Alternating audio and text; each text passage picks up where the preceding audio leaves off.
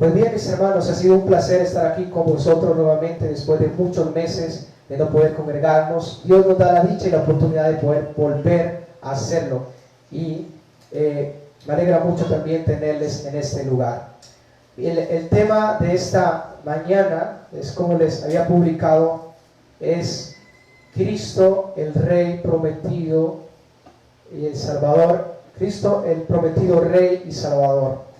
Y hemos estado estudiando el Evangelio de Mateo y ya vamos en el capítulo número 4 hasta el versículo 11, ya hemos estudiado de ahí hacia atrás. Y lo que quiero hacer en esta mañana es llevarles a hacer un recorrido, por así decirlo, en avión, donde podamos en esta mañana, si Dios nos permite, poder, en este caso, repasar lo que estuvimos estudiando, pero al mismo tiempo aprender algunas cosas que de pronto no tuvimos en cuenta cuando estuvimos estudiando o que de pronto ya hemos olvidado. Así que, mis hermanos, espero que se vayan conmigo a Mateo capítulo número 1 y estén allí. Vamos a tener algunas citas claramente del Antiguo Testamento, así que les pido que estén muy concentrados y ojalá podamos encontrar rápido las citas para que podamos claramente seguir el orden. Entonces, ubiquémonos en Mateo capítulo 1, van a estar ahí ubicados, traten de no perderse de esa cita, porque vamos a estar avanzando continuamente de ese capítulo hasta el capítulo 4, si Dios nos permite en esta mañana. Así que les pido que por favor nos dispongamos. Y quiero, como medio de introducción, hablarles sobre quién es el autor del libro de Mateo y quiénes son los destinatarios y cuál es el propósito de este libro. Y en primer lugar, pues el autor del libro es Mateo, ¿verdad? Sabían que Mateo era aquel publicano, aquella persona llamada también Leví. Él fue un apóstol de Cristo, fue recaudador de impuestos, o sea, un publicano. Ese es el autor, Mateo, el que escribió el que hizo este escrito, el que escribió este documento para aquellos hermanos. Este documento fue escrito aproximadamente 60 años después de Cristo. 60 años después de Cristo se escribió, en el año 60 después de Cristo, este libro se escribió. Esta carta o este escrito se llevó a cabo. Otra pregunta, como medio de introducción: ¿quiénes eran los destinatarios? ¿O a quiénes iba dirigida este escrito? Y hemos ya considerado que, de acuerdo a las características del libro, era dedicado especialmente a una audiencia judía, de tal manera que las características del libro nos muestran que esta carta era especialmente dedicada a personas judías que pertenecían claramente a la descendencia de Abraham. Por lo tanto, ellos son los destinatarios. Pero eso no quiere decir que claramente no aplique a nosotros. Es el testimonio acerca de Cristo. ¿Y cuál es el propósito del libro de Mateo, del Evangelio de Mateo? ¿Cuál es el propósito? Y quiero darle lo que es el propósito. Es bueno cuando vamos a leer una carta, siempre sepamos, o un escrito, sepamos, bueno, quién fue el autor y por qué escribió, cuál es el propósito, por qué lo hizo, ¿verdad? De seguro que si tú enviaras una carta a alguien, de seguro que tú nunca enviarías una carta a no ser que tenga allí un propósito, ¿verdad? A no ser que tenga un propósito, algo que quieres comunicarle, algo que quiere que aquella persona sepa. Lo mismo, en todos los libros de las Escrituras encontramos claramente que hay un propósito, hay un propósito al escribirse este libro, y por lo tanto el libro de Mateo claramente tiene un propósito. ¿Y cuál es el propósito del libro de Mateo? En primer lugar, demostrar con múltiples evidencias, la identidad de Jesucristo, la identidad de Jesús, que Jesús es el ungido prometido del Antiguo Testamento, que Jesús es el Rey prometido en el Antiguo Testamento. Ese es el mayor énfasis y propósito del libro de Mateo. También claramente demuestra que Jesús era el profeta prometido del Antiguo Testamento y el sacerdote o el sumo sacerdote prometido en el Antiguo Testamento. Así que Mateo va a demostrar evidencias acerca de la identidad de Jesús como aquel rey prometido y aún como aquel sacerdote prometido, y aquel profeta prometido. Y quiero leerles algunas profecías del Antiguo Testamento, Segunda de Reyes 23, versículo 2. Ya lo estudiábamos anteriormente, pero quiero que lo repasemos. Segunda de Reyes 23, versículo 2, dice de la siguiente manera: el Espíritu de Jehová ha hablado por mí, y su palabra ha estado en mi lengua. El Dios de Israel me ha dicho, me habló la roca de Israel. Y vea lo que dice la profecía: habrá un justo que gobierne entre los hombres, que gobierne en el temor de Dios. Esto dice la profecía. Versículo 4: será como luz de la mañana, como el resplandor del sol en una mañana sin nubes, como la lluvia que hace brotar la hierba de la tierra. Verso 5, David dice: no es así mi casa para con Dios, sin embargo, Él ha hecho conmigo pacto perpetuo, ordenado en todas las cosas, y será guardado, aunque todavía Él lo haga florecer toda mi salvación y mi deseo. ¿Qué encontramos aquí? Una afirmación, una profecía de que habría un rey justo por primera vez en la tierra, que reinaría, que gobernaría en el temor de Dios. Y el texto nos muestra que vendría de la descendencia de David, porque Dios había hecho un pacto. Ahí en el capítulo 7 de Samuel encontramos el pacto que Dios hizo con David, que uno de sus descendientes se sentaría en su trono para siempre, que su reino no tendría final. Y claramente eso es una profecía acerca de un rey que iba a venir, que iba a sentarse en el trono de David, que iba a gobernar sobre la humanidad, un rey justo. Esta es la profecía acerca del rey. Pero también hay una profecía acerca de un profeta que vendría. Deuteronomios 18:15. Deuteronomios 18:15. Vamos allí, consideremos este pasaje. Y si no pueden buscar, yo les leo. Dice la palabra de la siguiente manera: profeta del medio de tus hermanos. Está Moisés diciendo, predicando, dice: profeta del medio de tus hermanos como yo, te levantará ¿quién? Jehová tu Dios. Un profeta, dice Moisés, en medio de tus hermanos como yo, levantará Jehová tu Dios. Y dice a continuación: a él oiréis. ¿Cuál es el llamado al pueblo? Deben oírlo, ¿verdad? Y ese es un llamado también a nosotros. Debemos oír al profeta. Y dice: conforme a todo lo que pediste a Jehová tu Dios en Horeb en el día de la asamblea, diciendo: no vuelva yo a oír la voz de Jehová mi Dios, ni vea yo más este gran fuego, para que no muera. Y dice el versículo a continuación: y Jehová me dijo: han hablado bien en lo que han dicho, profeta les levantaré de en medio de sus hermanos como tú, y pondré mis palabras ¿dónde? En su boca, y él les hablará todo lo que yo le ¿qué? Encuentran aquí una conexión con aquel que decía: yo no vengo a hablar por mi propia cuenta, vengo a hacer la voluntad del que ¿qué? Del que me envió. ¿Recuerdan? Hay una conexión fuerte allí. Dice a continuación: mas a cualquiera que no oyere mis palabras, que él hablare en mi nombre, yo le pediré ¿qué? Cuenta. Así que esa es una profecía que claramente anunciaba que un rey primero y que un profeta vendría. Dios levantaría de entre los descendientes de Abraham, de Israel. Y en último lugar, en la profecía acerca del sacerdote que vendría. Dice en el Salmo 110, versículo 1. Y dice de la siguiente manera: Jehová dijo a mi Señor. Y aquí encontramos una evidencia de la Trinidad. Jehová dijo a mi Señor. La palabra Señor ahí significa Adonai, que es un nombre que claramente se le da a Dios. Y Jehová dijo a mi Señor: siéntate a mi diestra hasta que ponga a tus enemigos por estrado de tus pies. Es una profecía mesiánica, claramente se refiere a Cristo. Jehová enviará desde Sión la vara de tu poder, dominará en medio de tus hermanos, y tu pueblo se ofrecerá voluntariamente el día de tu poder, en la hermosura de la santidad. Desde el seno de la aurora tienes tú el rocío de tu juventud. Y dice a continuación: juró Jehová y no se arrepentirá, tú eres ¿qué? Sacerdote para siempre, según el orden de ¿qué? De Melquisedec.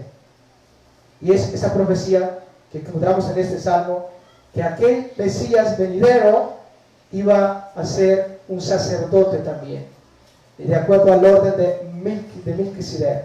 Pues bien, estas son evidencias que encontramos a lo largo del Nuevo Testamento, cumpliéndose y cumplidas en la persona de Cristo. ¿Cuál es el propósito final de este evangelio?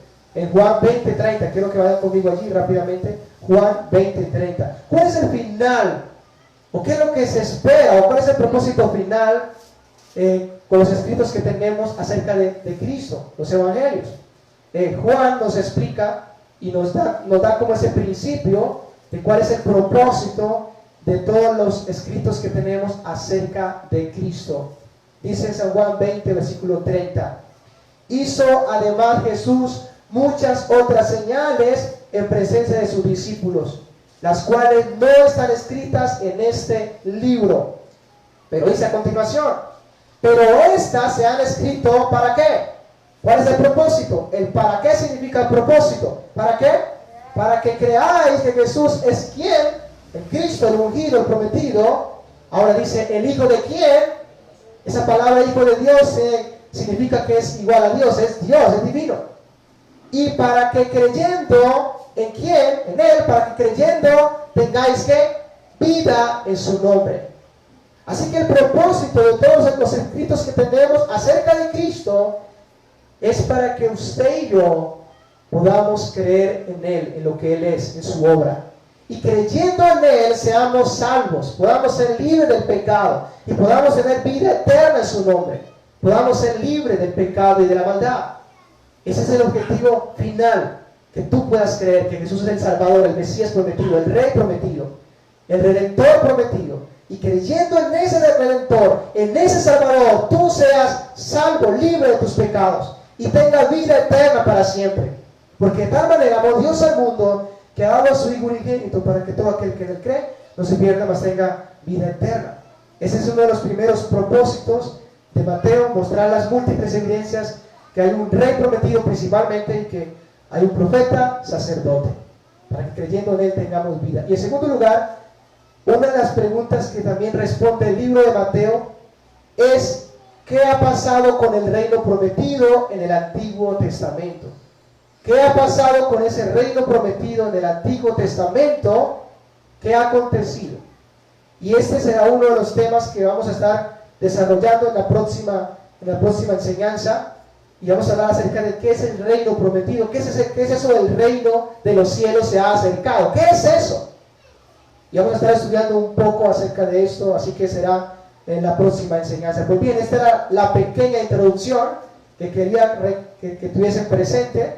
Así que había sido prometido un rey, ha sido prometido un profeta, ha sido prometido un sacerdote venidero, un salvador, de tal manera que lo que va a hacer Mateo principalmente es demostrarnos con múltiples evidencias que Jesucristo, el que murió en la cruz, el que resucitó, el que ascendió a los cielos, no era otro sino aquel rey prometido, profeta prometido, sacerdote prometido desde el Antiguo Testamento. Es Él el Salvador, es Él el Redentor. No deben esperar a otro, Él ya vino, Él vino. No deben esperar a otro rey que venga o alguien que cumpla estas demandas o estos requisitos. Cristo los cumplió, Él es el prometido de Salvador. De tal manera que lo que Mateo está haciendo con este escrito es mostrarle a estos judíos las evidencias para que ellos digan: Él es el Salvador, Él es el Cristo, Él es el Redentor, y que creyendo en Él, en el Señor, tengan vida en su nombre. Así que vamos a estar desarrollando este tema y vamos a ver 3 puntos muy importantes de lo que hemos estado estudiando. En primer lugar, vamos a considerar las evidencias del carácter real del Rey. Las evidencias del carácter real del Rey. En segundo lugar, vamos a considerar las profecías o las evidencias proféticas, es decir, que Jesús cumple las evidencias o las profecías del Antiguo Testamento. Y en tercer lugar consideraremos las evidencias del carácter perfecto de Cristo, o la vida moral perfecta de Cristo, que lo encontramos en Mateo capítulo 4. Así que empecemos en primer lugar con las evidencias del carácter real del rey, Mateo capítulo 1, ¿estamos ahí? Mateo capítulo 1. Y lo primero que encontramos acá es el versículo número 1, las evidencias del carácter real, que es la genealogía.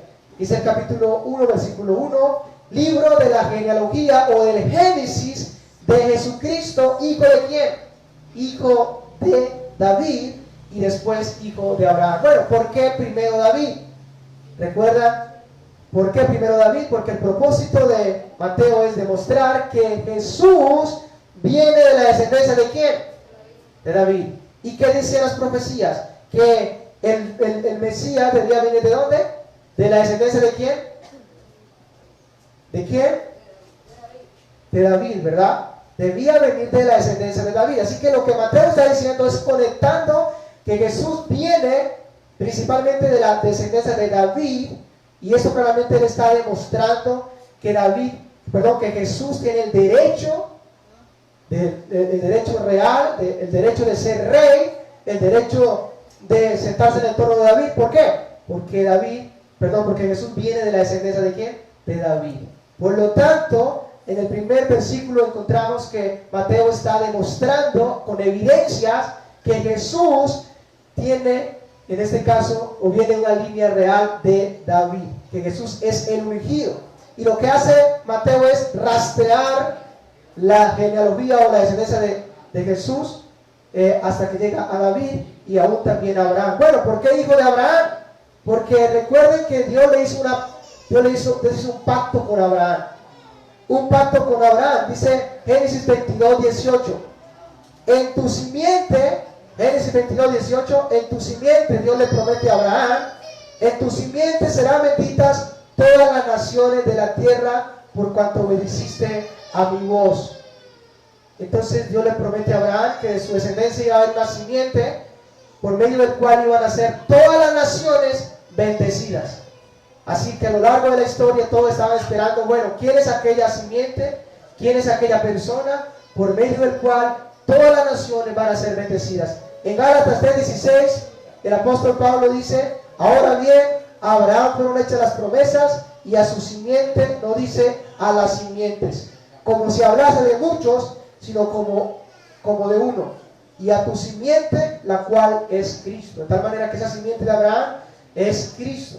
Y está prometido a Abraham, en el pacto abrahámico, que Dios iba a bendecir a las naciones por medio de esa simiente, o sea, por medio del Mesías, por medio del Cristo, por medio del prometido.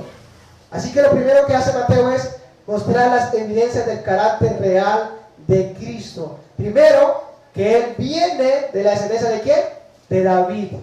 De David, es decir, es heredero al trono, a reinar, porque David fue rey, y es cumplimiento del pacto que Dios hizo con David. De su descendencia levantaré a uno y estableceré su trono para siempre, para siempre. De tal manera que lo que hace Mateo es decirle, vea, Jesucristo viene del linaje de David, es decir, le muestro evidencias reales, del carácter real de Cristo Jesús. Y también que es descendiente de Abraham. Por lo tanto, en él se cumplirán también esas promesas hechas a Abraham.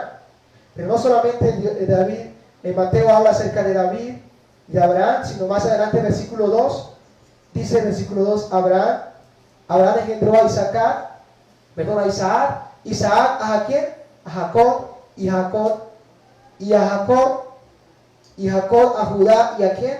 Y a sus hermanos. Versículo 3, Judá engendró de Tamar a Fares.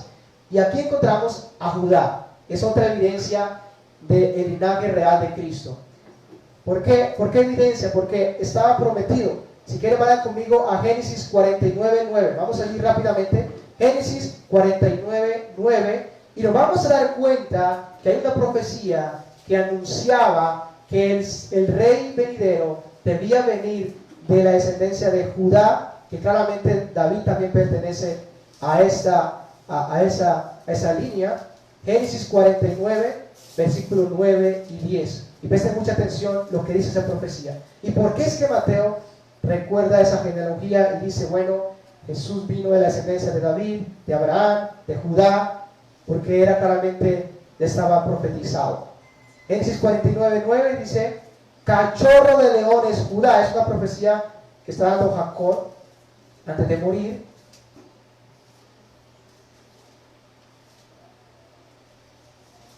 Génesis 49, 9, ¿estamos ahí?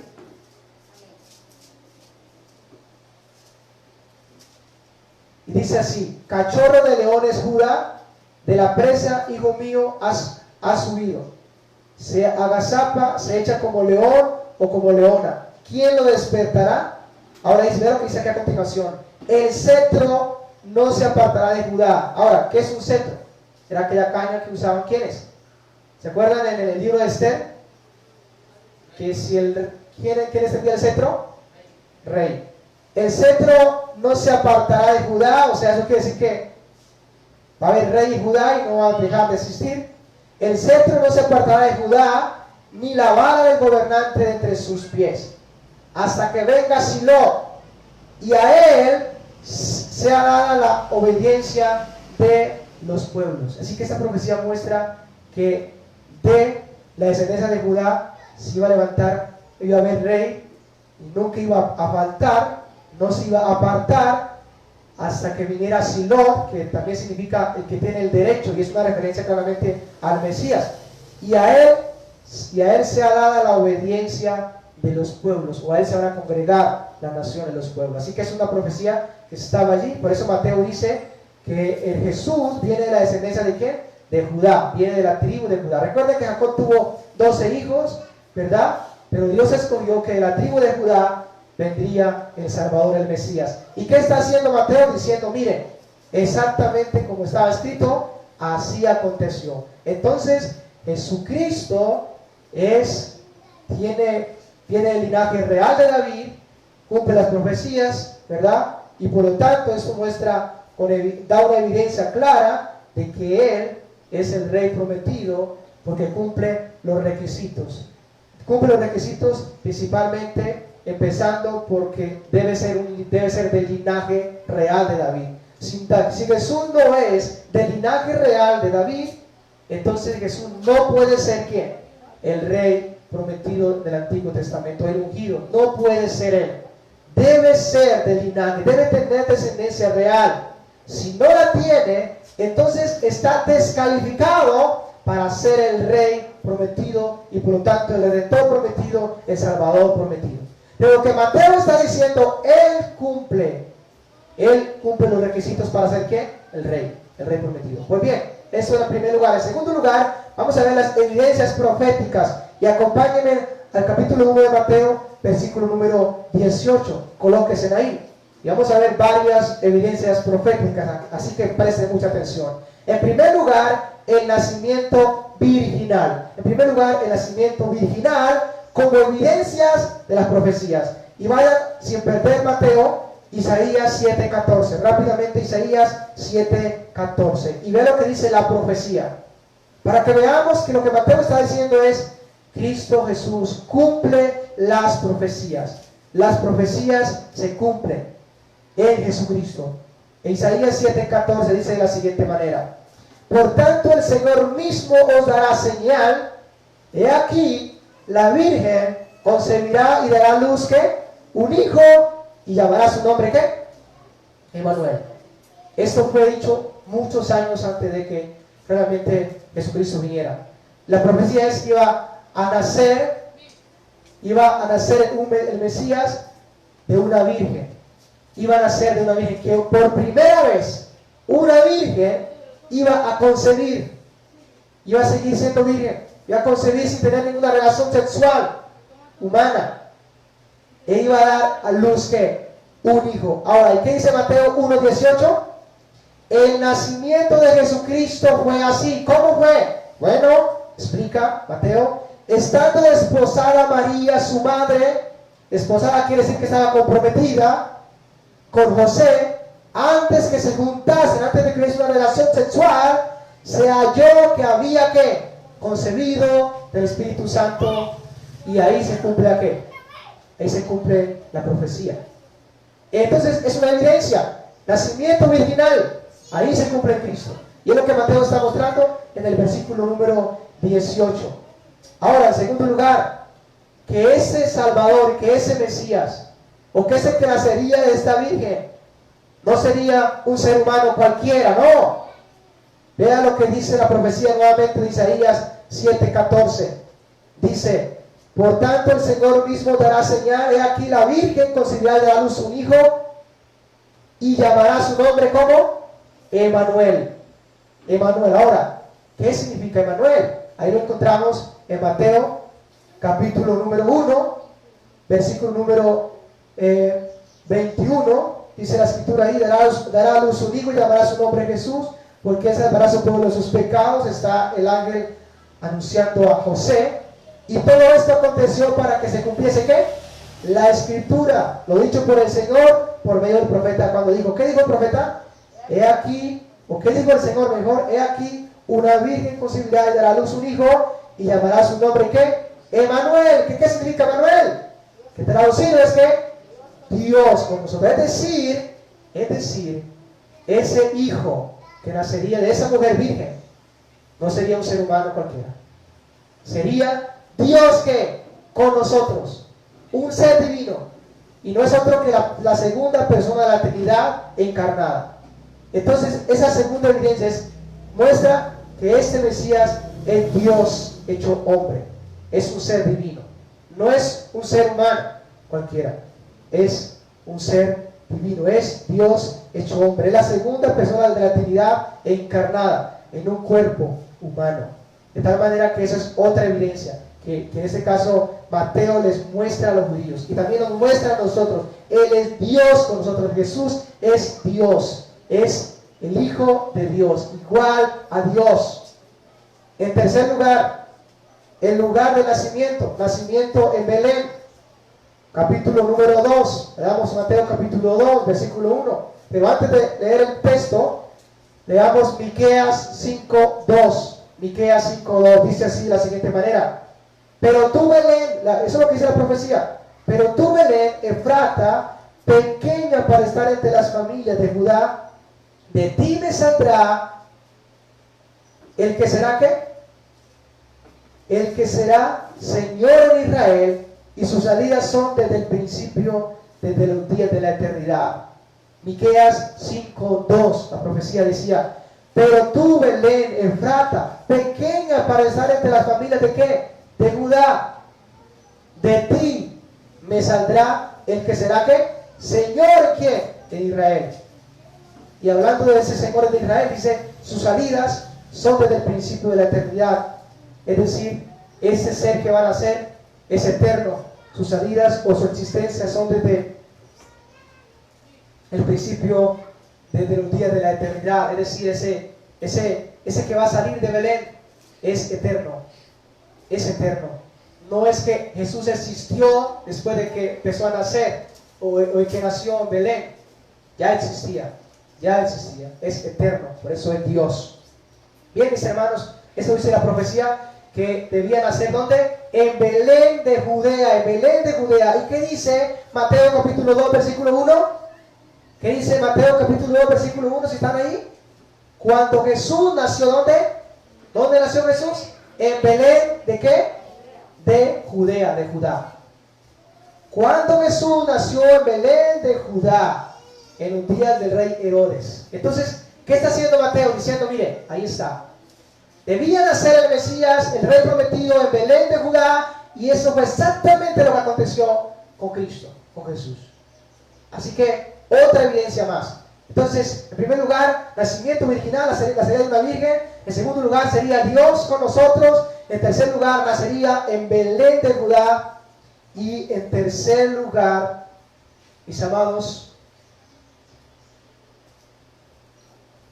Números 24, 16, 17. Vamos, Números 24, 16 y 17. Vean lo que dice esta profecía.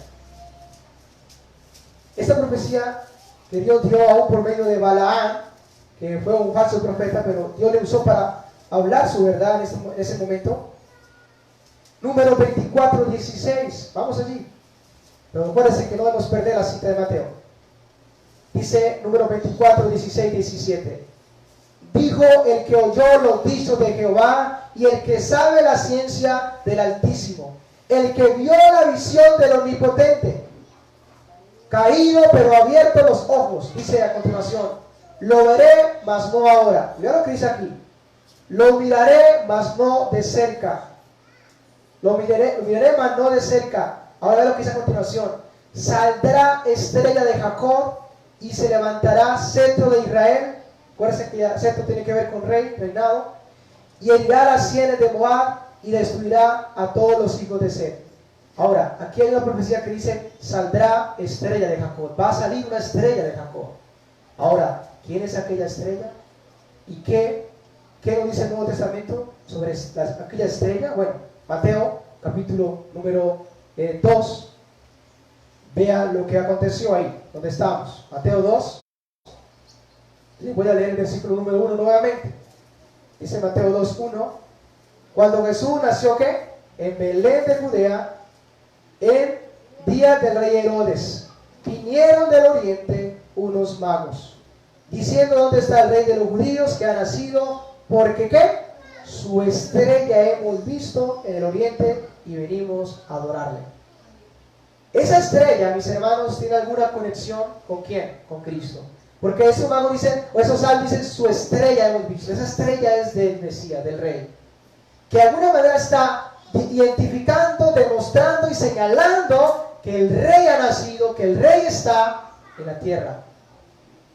Entonces aquí podemos encontrar una conexión, ¿verdad?, con el Antiguo Testamento, en Números, acerca de salir una estrella de Jacob, y no solamente que estaba guiando en este caso a los sabios, sino que aún Cristo Jesús se identifica como una estrella. Por ejemplo, Apocalipsis 22:16, quiero leérselo, no lo busquen, pero vea lo que dice Jesús: yo Jesús he enviado mi ángel para daros testimonio de estas cosas en las iglesias. Yo soy la raíz, el linaje de David, lo que estamos considerando en Mateo, la estrella resplandeciente de la mañana. Y él se identifica con esa estrella resplandeciente de la mañana. Esas son las evidencias que encontramos claramente, que nos conectan con Cristo, nos conectan con Jesús. En Lucas capítulo 1:33, María está hablando allí, 1:33, quiero leérselo, así que estén atentos. Dice el ángel allí, hablando del nacimiento del Mesías, dice: este será grande y será llamado Hijo del Altísimo, y el Señor Dios le dará el trono de David su padre, y reinará sobre la casa de Jacob para siempre, y su reino no tendrá fin. Aquí muestra que él vendría de la descendencia de Jacob y reinaría, y su reino no tendría fin. Ahí en el versículo 78 de Lucas 1 dice: por la entrañable misericordia de nuestro Dios, con que nos visitó desde lo alto la aurora. Está refiriéndose al Mesías. Nos visitó desde lo alto la aurora, para dar luz a los que habitan en tinieblas y en sombra de muerte. Así que ahí encontramos una conexión con aquella profecía de Números: saldrá estrella de Jacob, y encontramos claramente en Mateo una misteriosa estrella que está guiando a estos sabios del oriente y los trae directamente a Cristo. Los sabios dicen, su estrella es la estrella de Cristo, la hemos visto, ¿verdad? Y esto tiene una conexión con el Mesías, y claramente podemos ver ahí el cumplimiento en el capítulo número 2, desde el versículo 1 al 12, porque la estrella los guiaba. Si ustedes pueden ver, por ejemplo, en el capítulo 2 de Mateo, por ejemplo, en el versículo número 11, ellos, habiendo oído al rey, se fueron, y aquí la estrella que habían visto en el oriente iba delante de ellos, hasta que llegando se detuvo donde estaba el niño, y al ver la estrella se regocijaron con muy grande gozo. Y allí los dirigió, y ellos llegaron donde estaba el Mesías. Así que hay una conexión allí. Pues bien, en quinto lugar, quinta evidencia, el comienzo de la exaltación del rey. Y eso es lo que nos encontramos ahí. Vamos al Salmo 72, versículo 9. Es parte de lo que encontramos en la visita de estos magos, pero no pierdan Mateo. Salmo 72, versículo 9. Salmo 72, versículo número 9. Esto es una profecía, es un salmo que claramente muestra, y es mesiánico, es referente al rey prometido, a Cristo. Pero vean lo que dice parte de este salmo, Salmo 72, del 9 al 11. Dice: ante él se postrarán los moradores del desierto, y sus enemigos lamerán el polvo. Los reyes de Tarsis y de las costas traerán presentes. Los reyes de Saba y de Seba ofrecerán ¿qué? Dones. Verso 11. Y todos los reyes se postrarán delante de él y todas las naciones le servirán. Ahora, esto es una profecía claramente referente al Mesías, al rey, y que claramente aún todavía no hemos podido ver cumplida a perfección. Pero por eso les decía que es el comienzo de la exaltación. ¿Dónde encontramos esto? Lo encontramos ahí en Mateo capítulo 2, versículo número 11. Estos sabios del oriente, al entrar en la casa, vieron al niño con su madre María, ¿y qué? Y postrándose, ¿recuerdan que es lo que leímos en el Salmo? Lo acabamos de leer. Y postrándose, lo adoraron. Y abrieron sus tesoros y le ofrecieron presentes, oro, incienso y ¿qué? Y mirra. Le trajeron dones a quién? Al rey. Esto anunciaba el Señor de antemano que iba a pasar. Y quiero aclararles, aún no se ha cumplido completamente esa profecía. Pero ya vemos el cumplimiento de esa profecía. Los reyes reconociéndolo, los sabios reconociéndolo. Bueno, de lejos venían ellos, probablemente venían de un reino, o fueron enviados por reyes. Bueno, pero sí podemos ver que se está exaltando. Es el comienzo de la exaltación de ese rey, de ese Mesías. Lo están adorando, lo están adorando. Pues bien, esa es la quinta evidencia. Número 6, evidencia número 6, Oseas 11, versículo 1. No pierdan ahí Mateo, porque volveremos. Oseas 11, versículo 1. Oseas, capítulo número 11, versículo número 1. ¿Estamos? ¿Estamos todos activos? Bueno, Mateo, Oseas 11, versículo 1.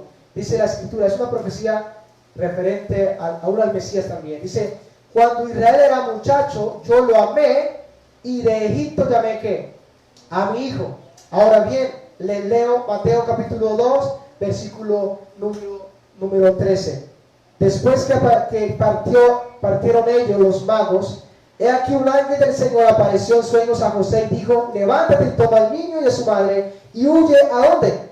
A Egipto, y permanece allá hasta que yo diga, porque acontecerá que Herodes buscará al niño para matarlo. Y él despertando tomó de noche al niño y a su madre y se fue ¿a dónde? A Egipto.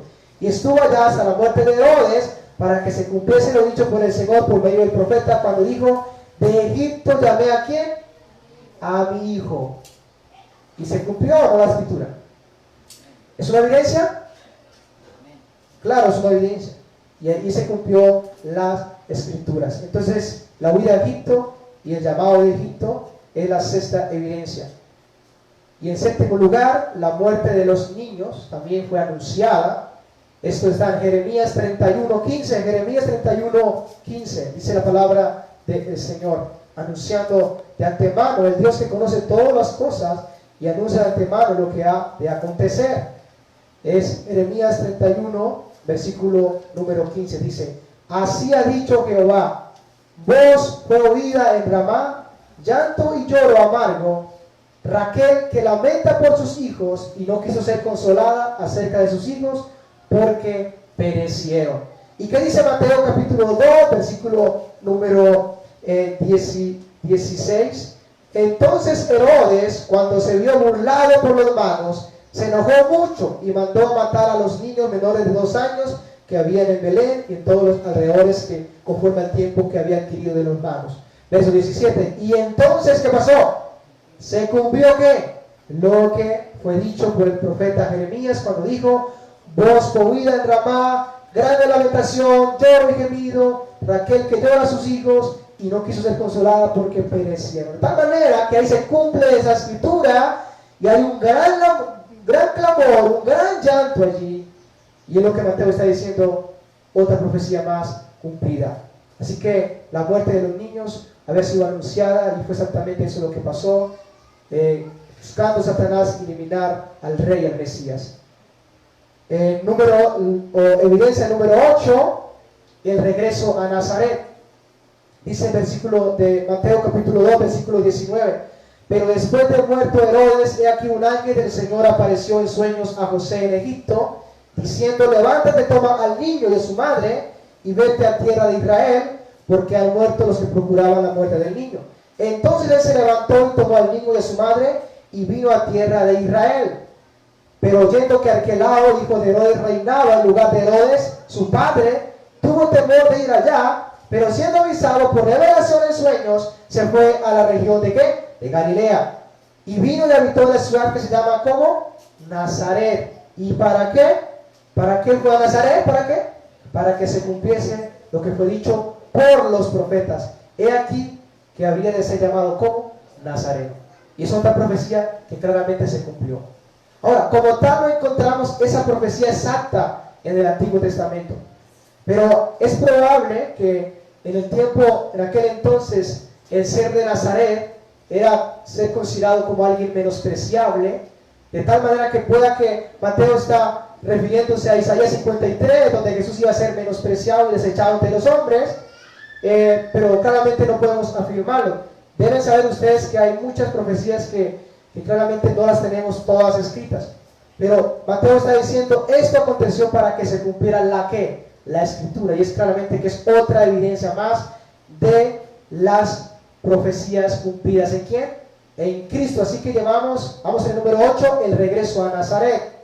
Evidencia número 9, esto lo encontramos en Mateo capítulo 3 versículo 1. Mateo capítulo 3 versículo 1. Llegamos, dice ahí: en aquellos días vino Juan el Bautista predicando en el desierto de Judea y diciendo, porque arrepentidos, porque el reino de los cielos se ha acercado. Pues este es aquel de quien habló el profeta Isaías diciendo, voz del que clama en el desierto, preparad el camino del Señor y enderezad sus sendas. Ahora bien, vea lo que dice la profecía Isaías 40 versículo 3. Isaías 40 versículo 3 dice, voz que clama en el desierto. Y la pregunta es, ¿clama en el desierto? ¿Predica en el desierto? Por primera vez alguien iba a predicar en el desierto, que no hay personas, pero la escritura estaba anunciando tal cosa. Voz que clama en el desierto. ¿Y qué dice? Preparad camino a Jehová, enderezad calzada en la soledad a nuestro Dios. Esa profecía realmente anuncia que el Mesías, que el Rey prometido, debería tener un mensajero o un heraldo que iba a anunciar su llegada, ¿verdad? Como si aquí hubiese a venir el presidente y alguien va a anunciar o lo anuncian. En aquel entonces no había tecnología como hoy, por lo tanto, una persona conocida como un heraldo era enviada delante de aquel rey, anunciándole a todo el pueblo que el rey venía, revisando las calzadas que no estuviesen dañadas, y si había algún problema en las calzadas, arreglarlas. Y eso es lo que Juan el Bautista hizo. De tal manera que el Señor estaba anunciando de antemano, y todos los judíos sabían que antes de que el Mesías y el Rey prometido aparecieran en el escenario, debía haber un profeta, alguien que lo hubiera anunciado. Y eso fue exactamente lo que aconteció, y es lo que exactamente Mateo está diciéndole a esos judíos.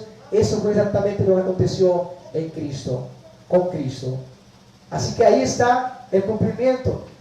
Malaquías 3.1 dice, he aquí, les voy a leer, Malaquías 3.1, he aquí, yo envío mi mensajero, el cual preparará el camino delante de mí. He aquí, yo envío mi mensajero, y él va a preparar el camino. Y eso es lo que realmente acontece en el capítulo 3, el testimonio de Juan el Bautista, anunciando el arrepentimiento y que el reino se acercaba, y le estaba hablando del Mesías. Les dice, el que viene detrás de mí es más poderoso que quién, que yo, porque existía antes que yo existiera, es eterno. Él los va a bautizar con el Espíritu Santo y fuego. Él va a apartar el pecado de sus corazones. Él va a limpiar su era. Él va a recoger su trigo en el granero. Le está anunciando ¿a quién? A Cristo, el Salvador, el Redentor. De tal manera que esa profecía se cumple. Es otra evidencia más que Cristo cumple las profecías. Esa es la evidencia número 9. Evidencia número 10. La encontramos en el capítulo 3 de Mateo, versículo número 13. Pero vamos primeramente a ver lo que estaba prometido en el Antiguo Testamento. Isaías 61, versículo 1. Vamos primero a Isaías 42, versículo 1. Isaías 42, versículo número 1. Y ve lo que dice acá. He aquí, mi siervo, yo le sostendré. Mi escogido, es el Padre el que está hablando allí. He aquí mi siervo, yo le sostendré. Mi escogido, en quien mi alma tiene contentamiento. ¿No se le hacen como familiar esas palabras a aquella voz que dijo, ese es mi hijo amado en el que tengo contentamiento? ¿No se hacen familiares? Y dice, he aquí mi siervo, yo le sostendré, mi escogido, en quien mi alma tiene contentamiento.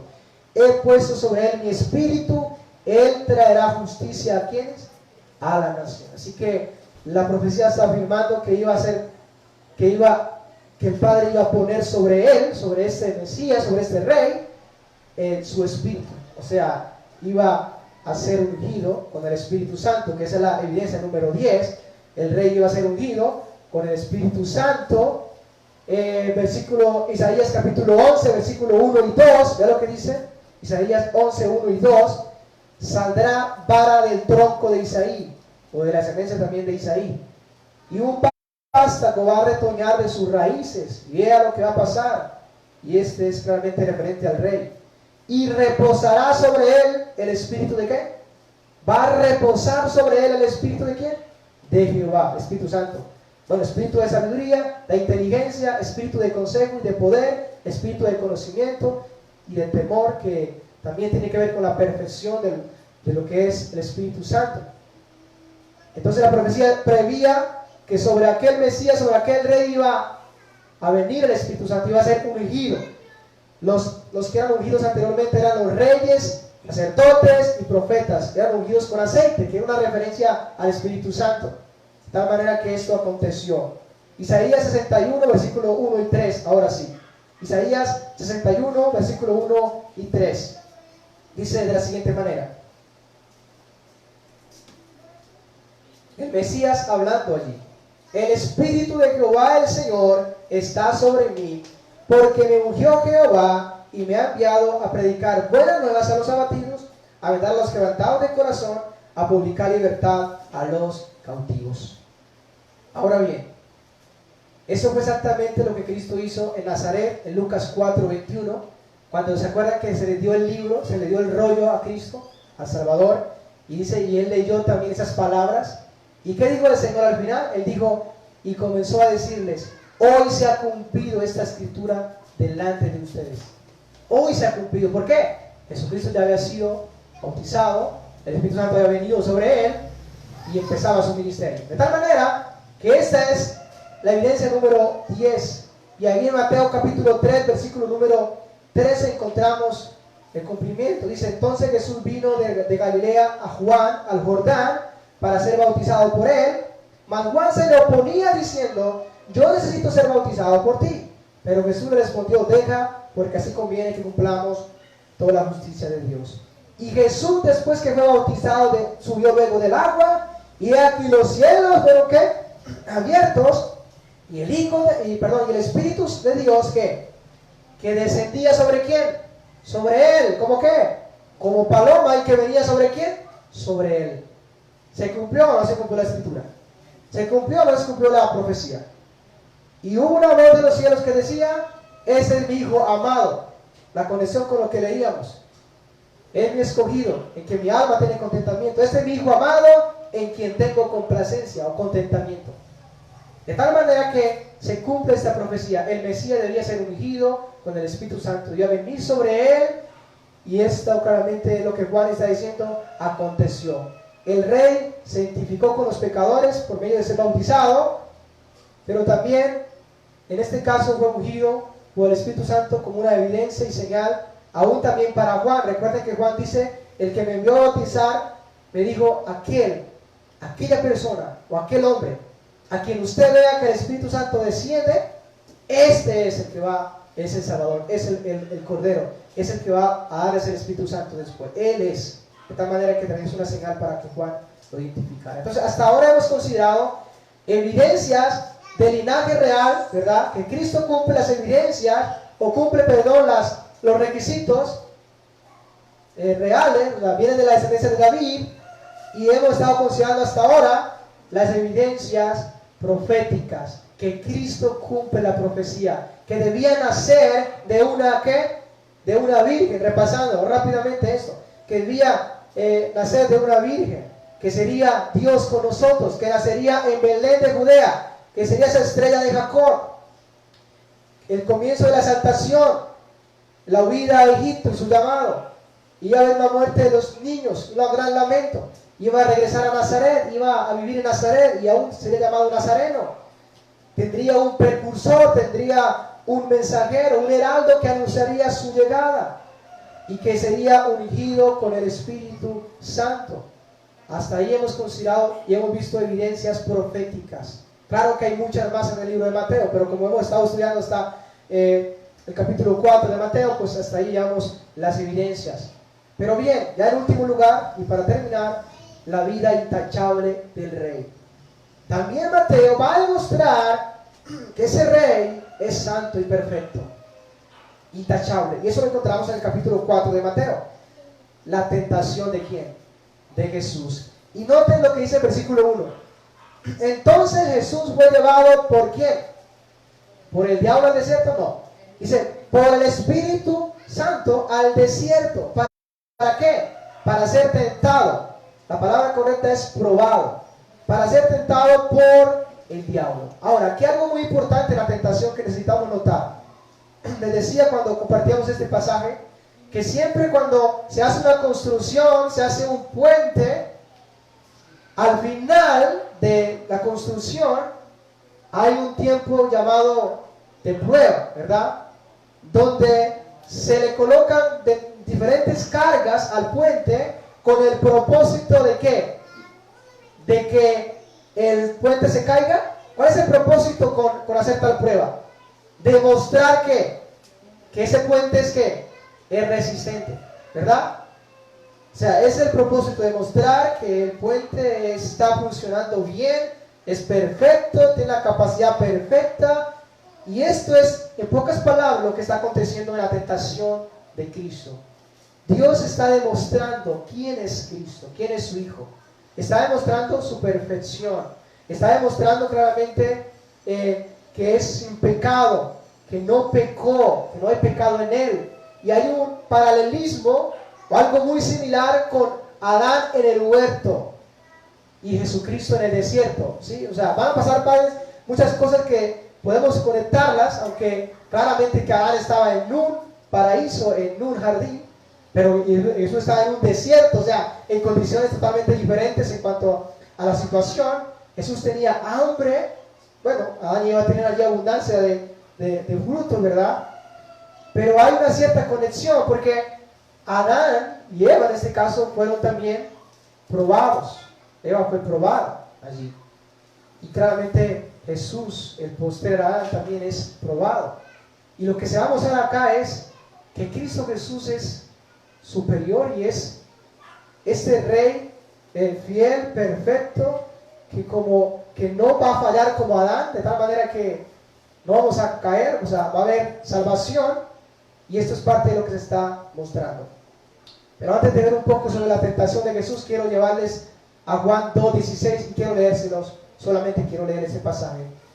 Dice, porque todo lo que hay en el mundo, los deseos de la carne, los deseos de los ojos y la vanagloria de la vida, no provienen del Padre, sino del mundo. El mundo pasa y sus deseos, pero el que hace la voluntad de Dios, que permanece para siempre. ¿Y por qué le leo este pasaje?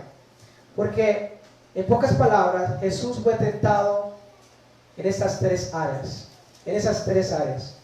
En los deseos de la carne, en la vanagloria de la vida, los deseos de los ojos. En esas tres áreas.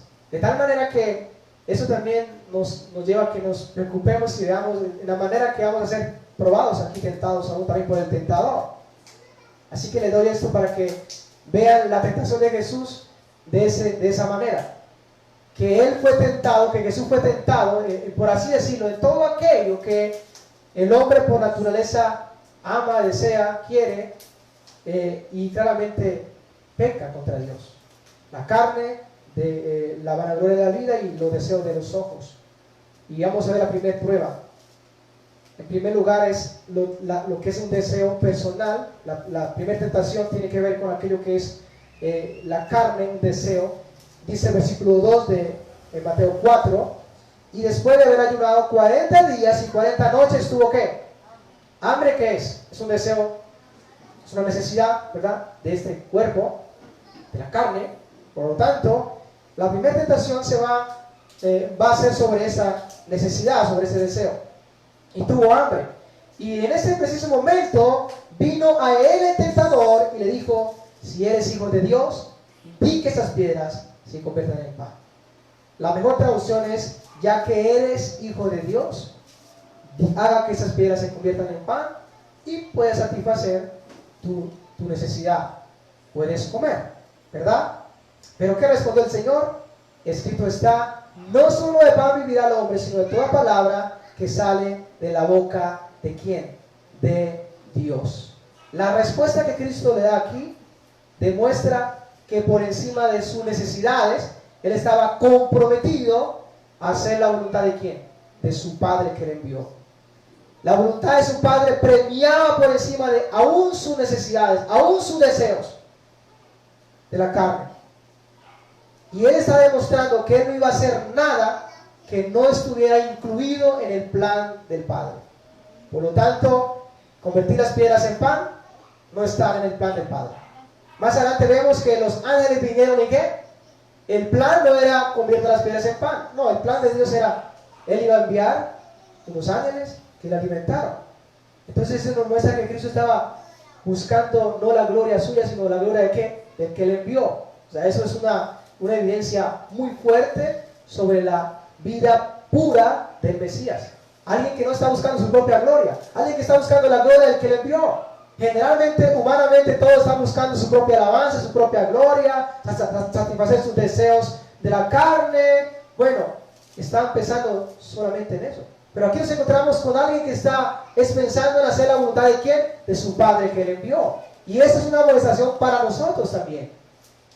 ¿Estamos buscando glorificar y exaltar a Dios o estamos pensando en nosotros, nuestra carne, nuestros deseos? Y esto es lo que importa. Esto es lo que me importa, esto es lo más importante. No, Cristo está diciendo: no es lo más importante satisfacer mi necesidad, que era natural ser satisfecha. Él está diciendo: voy a esperar en la voluntad de mi Padre. No solo de pan vivirá el hombre, sino de toda palabra que sale, o toda declaración que sale de la boca de Dios. Y esto realmente nos muestra la pureza en Cristo. En segundo lugar, tiene que ver con la vanagloria de la vida.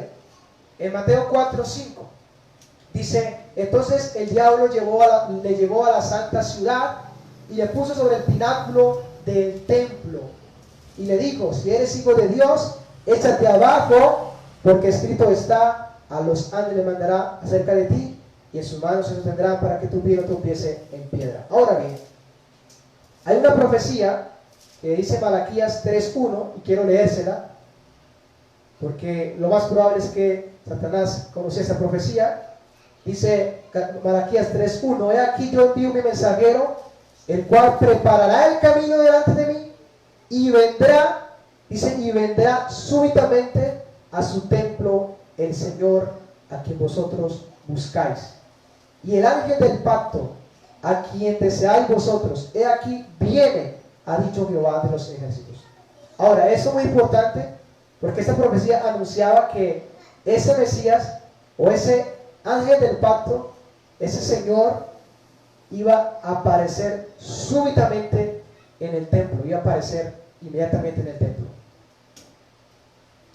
Y claramente es algo que acontecería. Pero lo que podemos ver en pocas palabras en la tentación de Jesús, cuando Él es llevado al pináculo del templo y se le está diciendo: lánzate abajo, de alguna manera como para llevar a cabo que esta profecía se cumpliera y que todos los que estaban allí en Jerusalén vieran al Mesías allí en el templo, allí apareciéndose en el templo inmediatamente, y todos dijeran: uy, vino del cielo, apareció de la nada, apareció, vino del cielo. Y que claramente todos fueran allí, lo honraran, lo adoraran, ¿verdad? Y lo que se puede mostrar allí, o se puede considerar ahí en Mateo 4, en esa tentación, es que lo que Satanás quería era que Cristo buscara como que esto aconteciera, pero no en el tiempo, o no de la manera como Dios lo había planeado, sino pues en este caso a la manera de Satanás, y que se apareciera allí claramente que no era ese el plan de Dios, por lo tanto Cristo lo que hace es rechazarlo. Claramente que esta profecía se cumpliría, que Jesús iba a aparecer en el templo, pero no debía aparecerse de la manera como Satanás quería hacerlo, o en ese momento. Jesús aún no había empezado su ministerio. Ahí estaba haciendo ¿qué? Apenas estaba siendo probado, o había sido ungido. Por lo tanto, lo que se puede ver allí es que se está buscando que Cristo actúe fuera del tiempo de Dios.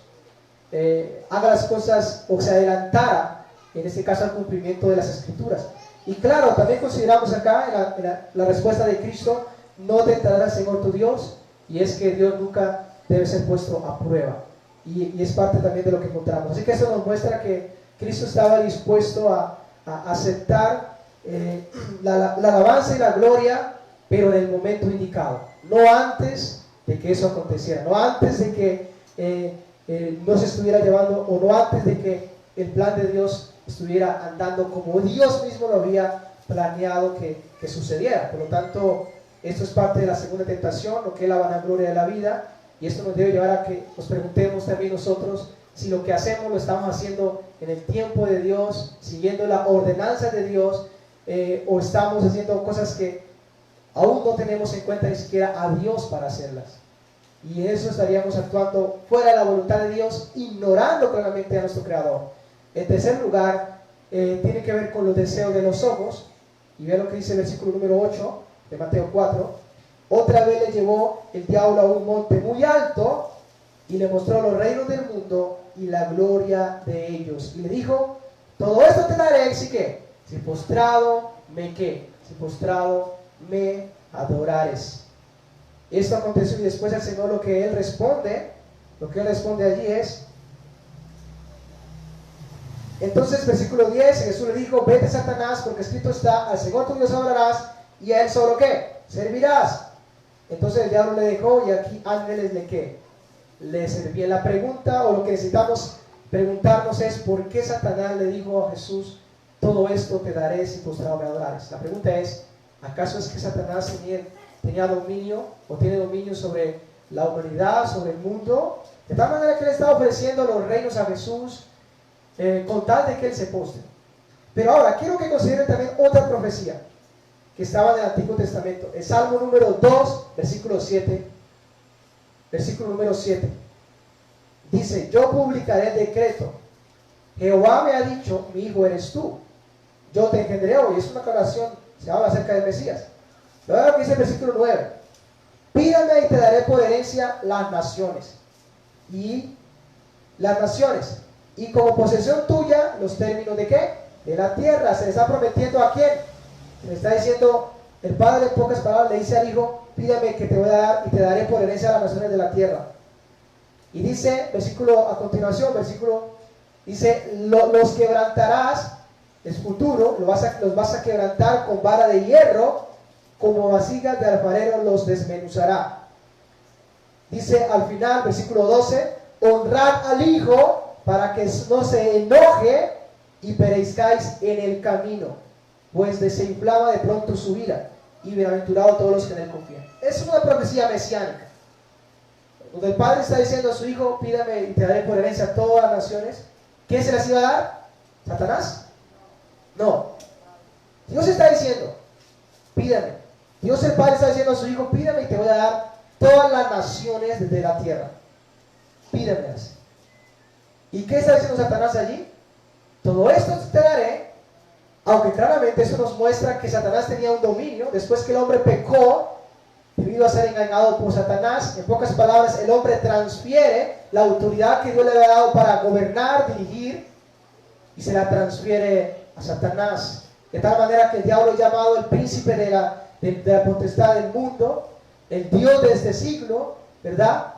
El espíritu de iniquidad, el cual opera sobre este mundo, el príncipe de la potestad del aire, también es considerado Satanás. De tal manera que esto claramente muestra que Satanás tiene autoridad, y lo que él estaba diciendo a Jesús de alguna manera no estaba no era falso. O sea, él tenía dominio, podía habérselo dado. En otra palabra dice, en otro evangelio dice que a que yo quiero le doy. De tal manera que lo que Él está es, de alguna manera, prometiéndole que le puede dar algo que aún, en este caso, el diablo no tiene, pero con la condición de que Él se postrara y adorara.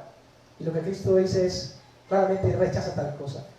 Ahora, lo que tenemos que ver acá es que es probable que Satanás sabía que a Jesús se le prometió esa autoridad de gobernar las naciones, de tener este salmo prometido, la herencia de las naciones y regirlas, gobernarlas con vara de hierro. Y es probable que Satanás se adelantó y dijo, yo se lo puedo obsequiar, así de fácil, pero tienes que adorarme y no tienes que hacer nada, no tienes que ir a la cruz para vencerme en la cruz, no tienes que ir a la cruz para salvar a los pecadores y hacerlos sus súbditos, hacerlos su pueblo y reinar sobre ellos.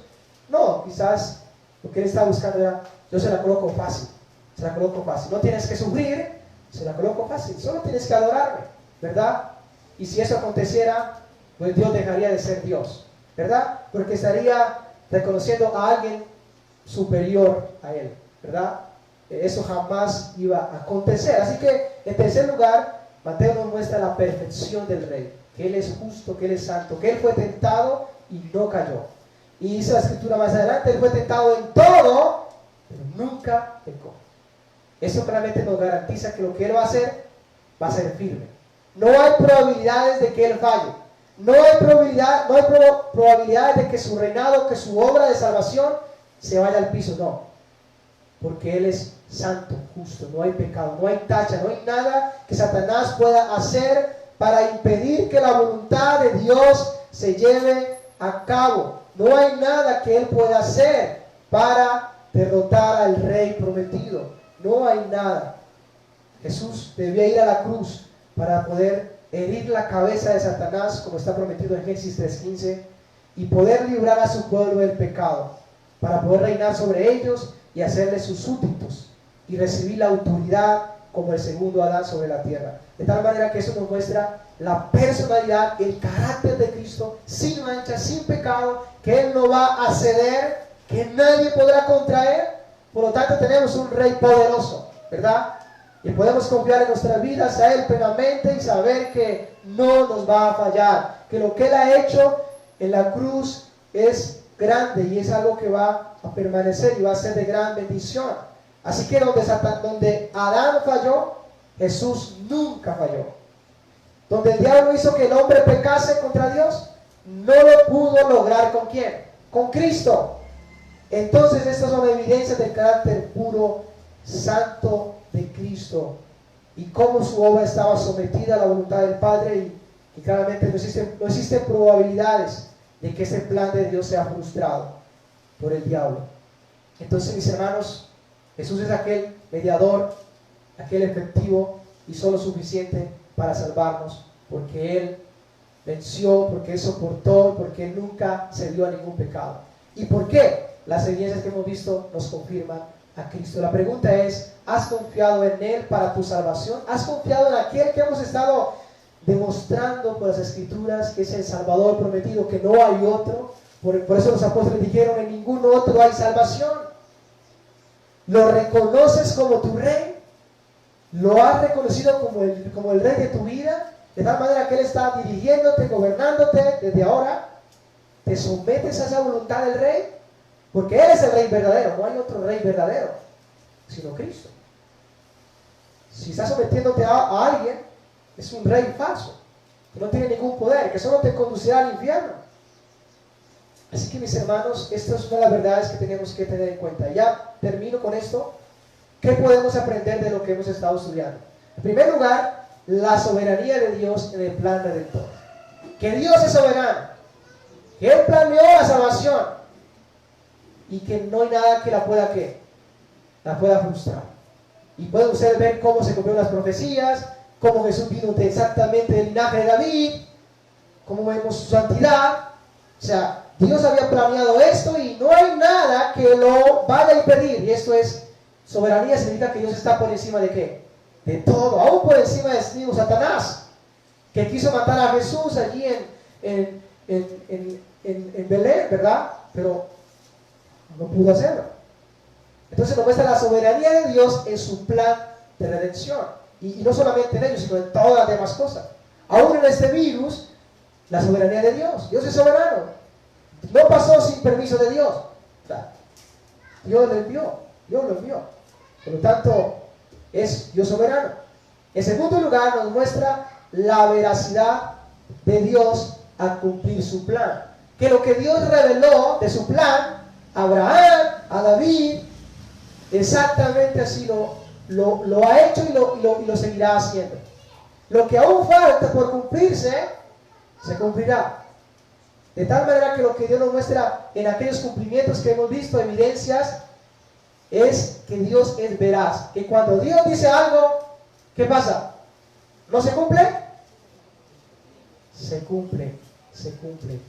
Porque Él es veraz, Él no es hombre para que mienta, ni hijo de hombre para qué, para que se arrepienta. Así que si tú estudias la palabra de Dios, debes creer plenamente a lo que está allí, porque Dios es veraz. No hay probabilidades que Él falle, no hay probabilidades. Ay de ti si la ignoras, ay de nosotros si ignoramos su palabra, si ignoramos estas verdades acerca de Cristo. Hay de aquellos que aún lo rechazan, hay de aquellos que aún no han creído en Él como su Salvador, como el Rey prometido, y están esperando a otro Rey, que no será sino el anticristo, el falso. Y en tercer lugar vemos la fidelidad de Dios para cumplir todo lo que Él le prometió, o todo lo que Él prometió que hacía parte de su plan. Dios es fiel. Si Dios le prometió a Abraham que su simiente levantaría y iba a bendecir a las naciones, Él lo va a hacer. Si Dios prometió a David que iba a levantar un descendiente para que se sentara en su trono para siempre, Él lo va a hacer, Él lo va a cumplir, y Él lo está cumpliendo, y Él lo ha cumplido. Y así sucesivamente, en todas las demás áreas de nuestra vida. Si Dios prometió con sus hijos santificarlos para llevarlos a su reino, tú debes saber, Él lo va a hacer así conmigo. Si Él prometió perfeccionar a su iglesia, pura y sin mancha, entonces debes confiar plenamente que Él lo va a hacer. Porque Él lo ha dicho, Él lo ha prometido. Si Él ha prometido llevarnos a su reino, ¿qué debes hacer tú ante esa profecía? Creerla. Porque Dios es veraz y fiel y va a cumplir su palabra. Y así necesitamos también nosotros responder. Y en cuarto lugar vemos el amor de Dios al darnos este glorioso Rey. El amor de Dios al darnos este glorioso Rey, Dios encarnado. El amor de Dios dándonos a ese Salvador, a ese Rey, a su Hijo Jesucristo, para salvarnos, para rescatarnos de nuestra vana manera de vivir, para pagar nuestra cuenta pendiente en la corte de Dios y ser por su sangre declarados justos al creer en Él. El amor de Dios se despliega en la encarnación de Jesucristo. Se deja ver. De tal manera amó Dios al mundo que dio a su Hijo Jesucristo, unigénito, y tuvo que encarnarse para poder sufrir nuestra condena. En quinto lugar, el llamado de los pecadores a que respondan en arrepentimiento y fe ante el Rey. Esto fue lo que predicó Juan el Bautista. Arrepentidos porque el Rey viene. Y es lo mismo que Cristo va a predicar. Arrepentidos porque el reino de los cielos se ha acercado. Así que hay un llamado también a los pecadores. Oye, arrepiéntate de tus pecados y busca al Rey. Humíllate ante el Rey porque Él viene. Y si estás en enemistad con el Rey, ¡ay de ti! Porque vas a ser echado fuera. Porque vas a ser echado fuera. Si eres enemigo del Rey, no espere que el Rey te acoja cuando Él venga. Va a ser echado a las tinieblas desde afuera, allí será lloro y el crujir de dientes. Israel debía estar esperando al Rey en arrepentimiento. Si no, no pudieran ser aceptados. Iban a ser expulsados, no pudieran ser parte del reino de Dios. Cristo viene en gloria. Y aquellos que aún no se han arrepentido de sus pecados, cuando Él venga y están en su pecado, no pueden pensar que van a poder gozar de sus bendiciones, de estar en su presencia. No, van a ser expulsados, van a ser sacados, así como la parábola de aquellos que fueron a las bodas. Aquel que fue a las bodas no estaba vestido de boda, échalo a las tinieblas de qué, de afuera, allí será el lloro y el crujir de qué, de dientes. Así que tenemos un llamado a los pecadores que se arrepientan. Si aún tú estás en tu pecado, el llamado es arrepiéntate y confía en el Rey y espera a tu Rey, porque Él viene. Y en último lugar, la perfección de nuestro Rey y Salvador Jesucristo, la perfecta vida del Señor.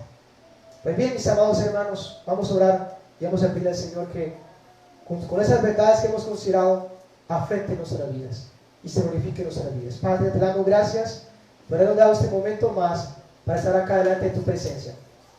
Gracias por instruirnos, por enseñarnos, por mostrarnos, amado Padre, ese glorioso Salvador prometido desde antes de la fundación del mundo en su plan soberano, pero manifestado, anunciado en Génesis 3:15 y de ahí en adelante profetizado y cumplido finalmente, Señor Dios mío, cuando aquella virgen concibió el Espíritu Santo, cuando aquella virgen, Señor Dios mío, concibe y el Hijo de Dios, tu Hijo amado, ese se encarna allí y aparece naciendo en Belén, aparece como el Dios con nosotros, como Dios, el Dios hecho hombre con nosotros, cumpliendo las profecías del Antiguo Testamento y terminando en la cruz para salvarnos, para salvar a su pueblo de sus pecados, como significa el nombre de Jesús.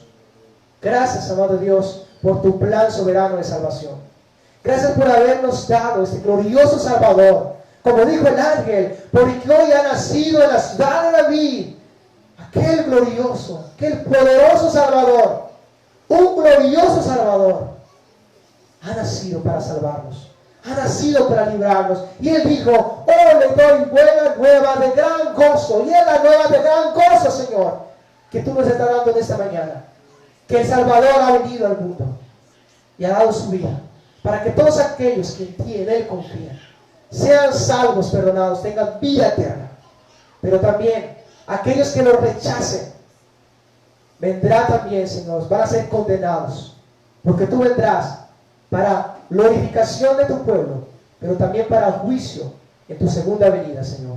Oh Rey divino, Cristo Jesús, reina en nuestras vidas, y venga tu reino a nosotros, y hágase tu voluntad en la tierra, en el cielo, en la tierra como se hace en el cielo. Gracias por tu palabra, Padre. Te pido por aquellos que aún están lejos de ti, amado Cristo, lejos de este Rey verdadero, que ellos se arrepientan y pongan la fe en Jesucristo y sean salvos.